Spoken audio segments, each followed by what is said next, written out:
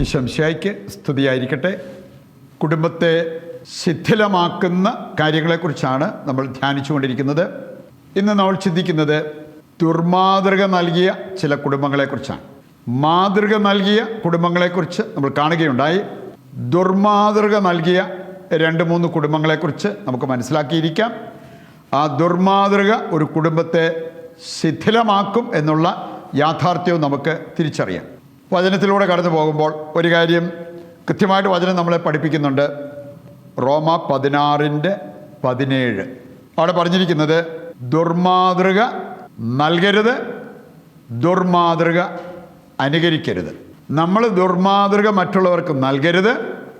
ആരെങ്കിലും ദുർമാതൃക നൽകുന്നെങ്കിൽ അത് നമ്മൾ അനുകരിക്കരുത്. ഈ 2 കാര്യങ്ങളും ഈ വചനത്തിൽ കൃത്യമായിട്ട് നമ്മെ പഠിപ്പിക്കുന്ന കാര്യമാണ്. മർക്കോസിൻ്റെ സുവിശേഷം 9-ാം അധ്യായം 38 മുതൽ വായിക്കുമ്പോൾ ഒരു സംഭവം നമുക്ക് കാണാൻ സാധിക്കും. യോഹന്നാൻ വന്നിട്ട് പറയുന്നൊരു കാര്യം, കർത്താവിൻ്റെ നാമത്തിൽ അത്ഭുതം പ്രവർത്തിച്ചുകൊണ്ടിരുന്ന ഒരുവനെ ഞങ്ങൾ കണ്ടു, പക്ഷേ അവൻ നമ്മുടെ ഗ്രൂപ്പിൽപ്പെട്ടവനല്ല, അതുകൊണ്ട് ഞങ്ങൾ അവനെ തടസ്സപ്പെടുത്തി. യേശു പറഞ്ഞൊരു കാര്യം അതിൻ്റെ ആവശ്യമില്ലായിരുന്നു എന്നാണ്. യോഹന്നാനെ സപ്പോർട്ട് ചെയ്യുകയല്ല ചെയ്തത്, അവൻ്റെ തെറ്റ് ചൂണ്ടിക്കാണിക്കുകയാണ് ചെയ്തത്. എന്ന് പറഞ്ഞാൽ ഏത് ഗ്രൂപ്പിൽപ്പെട്ടവരാണെങ്കിലും നല്ലത് നമുക്ക് അനുകരിക്കാൻ പറ്റും. നല്ലത് എവിടെ കണ്ടാലും, നല്ലത് ആരിൽ കണ്ടാലും അത് നമുക്ക് അനുകരിക്കാൻ സാധിക്കും എന്നുള്ള ആ ഒരു സന്ദേശമാണ് നമുക്കിവിടെ ലഭിക്കുന്നത്. മത്തായിയുടെ സുവിശേഷം 18-ാം അധ്യായം 6 മുതൽ വായിക്കുമ്പോൾ അവിടെ പറഞ്ഞിരിക്കുന്നൊരു കാര്യമുണ്ട്. ദുഷ്പ്രേരണ നൽകുന്നത് വളരെ ഗൗരവമുള്ളൊരു പാപമാണ്. ദുഷ്പ്രേരണ നൽകുന്നത് ആരായാലും അതിനേക്കാൾ ഭേദം അവർ കഴുത്തിലൊരു തിരികല്ല് കെട്ടി കടലിൽ ചാടുന്നതാണ്. പറയുണ്ട് ദുഷ്പ്രേരണ നൽകാതിരിക്കാൻ നമുക്ക് സാധിക്കണം, നല്ല മാതൃക നൽകുന്നവരായിട്ട് മാറാൻ നമുക്ക് സാധിക്കണം. ഇക്കാര്യങ്ങൾ മനസ്സിൽ വെച്ചുകൊണ്ട് 2-3 കുടുംബങ്ങളെ നമുക്ക് ധ്യാനിക്കാം. ആ കുടുംബങ്ങൾ ദുർമാതൃക നൽകിയ കുടുംബങ്ങളാണ്. ആദ്യത്തെ നമ്മൾ കാണുന്നുണ്ട് 1 രാജാക്കന്മാർ 21-ാം അധ്യായം. അവിടെ നമ്മൾ കാണുന്നത് ആഹാബ് രാജാവും ജസബൽ രാജ്ഞിയും. ഇവർ ദുർമാതൃക നൽകുന്നത് കാണാൻ പറ്റും. ഒരു പാവപ്പെട്ട നിരപരാധിയായ ഒരു മനുഷ്യനെ കൊലപ്പെടുത്താൻ വേണ്ടി 2 പേരും ഒന്നിച്ച് നിൽക്കുന്ന ഒരു രംഗം ഇവിടെ നമുക്ക് കാണാൻ പറ്റും. പാപം ചെയ്യാൻ ഒരു മനസ്സോടെ നിന്നവർ. ഇനി അതൊരു ദുർമാതൃകയാണ് എന്നുള്ളത് നാം മനസ്സിലാക്കണം. ഇത് ചില കുടുംബങ്ങളിലാണേലും പ്രാർത്ഥിക്കുന്ന കാര്യം വരുമ്പോൾ പല അഭിപ്രായം, തെറ്റായ ചില കാര്യങ്ങൾ വരുമ്പോൾ എല്ലാവരും അതിനെ സപ്പോർട്ട് ചെയ്ത് നിൽക്കുന്ന ഒരവസ്ഥയുണ്ടാകാം. അതൊരു ദുർമാതൃകയാണ് എന്ന് നമ്മൾ തിരിച്ചറിയണം. ആഹാബിനും ജസബലിനും ഇഷ്ടംപോലെ സമ്പത്തും സൗഭാഗ്യങ്ങളും എല്ലാം ഉണ്ടായിരുന്നതാണ്. എങ്കിലും ദുർമോഹം അവരെ പിടികൂടി. ജസബലിന് നാബോത്തിൻ്റെ മുന്തിരിത്തോട്ടം കിട്ടണം. ഇനി അതിനകത്ത് വലിയ നീതിയൊന്നും ഇല്ല എന്ന് മനസ്സിലാക്കിയിട്ട് പോലും നമ്മൾ കാണുന്നുണ്ട് ആഹാബ് അതിനെ സപ്പോർട്ട് ചെയ്ത് അവസാനം നാബോത്ത് കൊല്ലപ്പെടുന്നൊരു രംഗം ഇവിടെ നമുക്ക് കാണാൻ സാധിക്കും. ഇത് ദുർമാതൃക നൽകിയ ഒരു കുടുംബമായിട്ട് ആഹാബിനെയും ജസബലിനെയും നമുക്ക് കാണാൻ പറ്റും. 2 പേരുടെയും അന്ത്യം വളരെ വളരെ ശോചനീയമായിരുന്നു.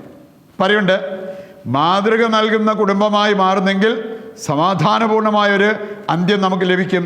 മരണാനന്തരം നിത്യസൗഭാഗ്യത്തിലേക്ക് നമുക്ക് പ്രവേശിക്കാൻ അത് സഹായിക്കുകയും ചെയ്യും. 2ാമത് ഒരു കുടുംബം, ആ കുടുംബത്തെക്കുറിച്ച് അറിയാൻ എസ്തേറിൻ്റെ പുസ്തകം നമ്മൾ എടുക്കണം. 5-ാം അധ്യായം 14-ാമത്തെ വചനത്തിൽ നമ്മൾ കാണുന്ന ഒരു കാര്യമുണ്ട്. 50 മുഴം ഉയരമുള്ള ഒരു കഴുമരമുണ്ടാക്കിയ രംഗം. ആരാണിത് ചെയ്തത് എന്ന് നമുക്ക് ഈ വചനഭാഗം വായിക്കുമ്പോൾ മനസ്സിലാകും. ഹാമാനും അവൻ്റെ ഭാര്യ സേരേഷും. സേരേഷിൻ്റെ ഉപദേശം കേട്ട് ഹാമാൻ 50 മുഴം ഉയരമുള്ള ഒരു കഴുമരമുണ്ടാക്കി. എന്തായിരുന്നു ലക്ഷ്യം? മൊർദെഖായിയെ അവിടെ തൂക്കുക. ഇനി അതിന് അവർ തിരിമറികളെല്ലാം കാണിച്ച് മൊർദെഖായിയെ, ഒരു നിഷ്കളങ്കനായ ഒരു വ്യക്തിയെ ആ കഴുമരത്തിൽ തൂക്കാനുള്ള ഉദ്ദേശമായിരുന്നു. അവസാനം നമ്മൾ കാണുകയാണ് ഹാമാൻ തന്നെയാണ് ആ കഴുമരത്തിൽ തൂക്കപ്പെട്ടത്. പറയുണ്ട് ഇങ്ങനെയുള്ള തെറ്റായ കാര്യങ്ങൾക്ക് നമ്മൾ പോകുമ്പോൾ, തെറ്റായ കാര്യങ്ങളെ നമ്മൾ അനുകരിച്ചാൽ നമ്മുടെ ജീവിതത്തിൽ വരാവുന്ന നഷ്ടവും നാശവും നമ്മൾ തിരിച്ചറിയണം. 3ാമതൊരു കുടുംബത്തെ കാണാൻ പറ്റും. അപ്പസ്തോല പ്രവർത്തനം 5-ാം അധ്യായം വായിക്കുമ്പോൾ. അതാണ് അനനിയാസും സഫീറയും. രണ്ടുപേരും അവർ സ്ഥലം വിറ്റ് കിട്ടിയ പണത്തിൽ ഒരു ഭാഗം ഒളിപ്പിച്ചു വെച്ചിട്ട് ബാക്കി കൊണ്ടുവന്ന് പത്രോസിൻ്റെ കാൽക്കൽ സമർപ്പിക്കാൻ രണ്ടുപേരും ഒറ്റക്കെട്ടായിട്ട് തീരുമാനിച്ചു. നമ്മൾ കാണുന്നുണ്ട് ഇവർക്ക് രണ്ടുപേർക്കും അവരുടെ അന്ത്യം എപ്രകാരമായിരുന്നു. പത്രോസ് ഒരു വാക്ക് പറഞ്ഞത് ഇവർ മരിച്ചു വീഴുന്നതായിട്ട് ഈ അധ്യായം വായിക്കുമ്പോൾ നമുക്ക് കാണാൻ പറ്റും. പ്രിയപ്പെട്ടവരെ, നമ്മുടെ കുടുംബം ദുർമാതൃക നൽകുന്ന കുടുംബമാകരുത്. തെറ്റായ കാര്യങ്ങളെ അനുകരിക്കുന്ന കുടുംബാംഗങ്ങളായിട്ട് നമ്മുടെ കുടുംബാംഗങ്ങൾ മാറരുത്. ഈ ഒരു സന്ദേശം ഹൃദയത്തിലേക്ക് ഏറ്റെടുത്തുകൊണ്ട് അത് ജീവിക്കുന്നെങ്കിൽ നമ്മുടെ കുടുംബത്തിൽ ദൈവസാന്നിധ്യമുണ്ടാകും. ദൈവാത്മാവിൻ്റെ കൃപ അത് നമ്മുടെ കുടുംബത്തിൽ നിറഞ്ഞു നിൽക്കുന്നത് നമുക്ക് കാണാൻ പറ്റും. അതിനുവേണ്ട ഒരു അഭിഷേകത്തിനും അനുഗ്രഹത്തിനുമായിട്ട് ദൈവത്തോട് പ്രാർത്ഥിച്ചുകൊണ്ട് നമുക്ക് ഈ കുടുംബ പ്രതിഷ്ഠ നടത്താം.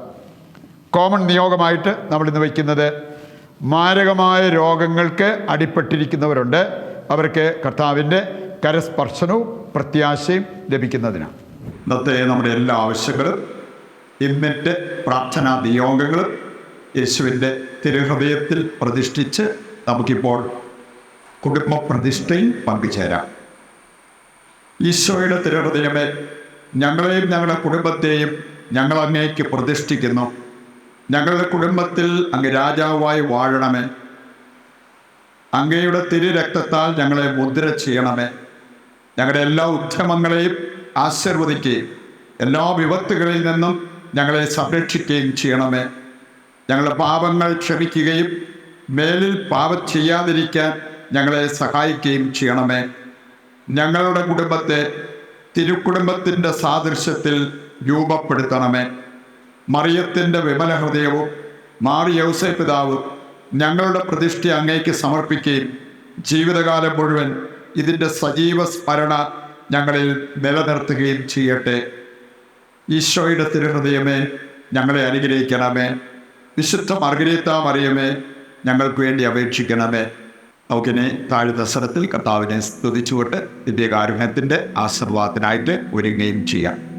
യേശുവേ നന്ദി, യേശുവേ സ്തുതി. Hallelujah, hallelujah. കർത്താവേ, ഞങ്ങളെയും ഞങ്ങളുടെ കുടുംബത്തെയും ലോകമാസകലമുള്ള എല്ലാ കുടുംബങ്ങളെയും അങ്ങയുടെ തിരുഹൃദയത്തിലും പരിശുദ്ധ അമ്മയുടെ വിമല ഹൃദയത്തിലും ഞങ്ങൾ പ്രതിഷ്ഠിക്കുന്നു. ഞങ്ങളെ സംരക്ഷിക്കണമേ, ഞങ്ങളെ പരിപാലിക്കണമേ, ഞങ്ങളെ അനുഗ്രഹിക്കണമേ.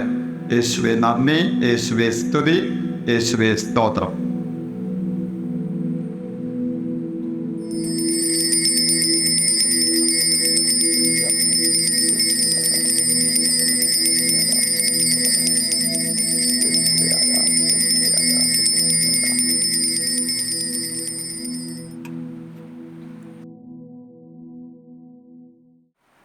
ഈശോയ്ക്ക് സ്തുതിയായിരിക്കട്ടെ. ദൈവം നിങ്ങളെ സമർത്ഥമായി അനുഗ്രഹിക്കട്ടെ.